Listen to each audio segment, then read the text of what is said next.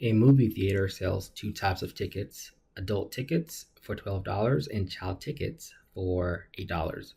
If the theater sold 30 tickets for a total revenue of 300, how much in dollars was spent on adult tickets? So we need to model a system of linear equations here.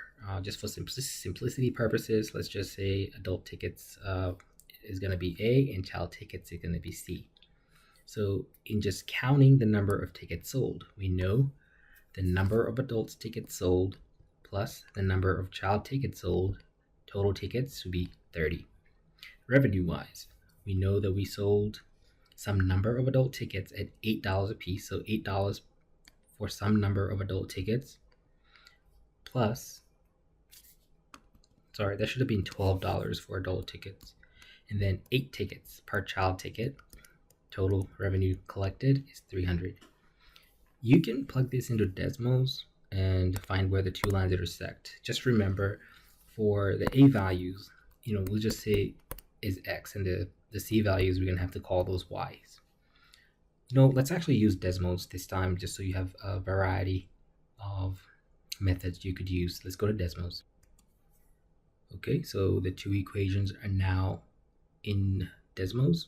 Just find where the two lines intersect, and you find the point of intersection is 1515.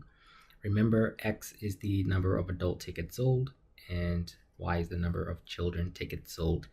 But it doesn't matter since they're both 15s. So the answer to this question is 15 because our point of intersection was 1515.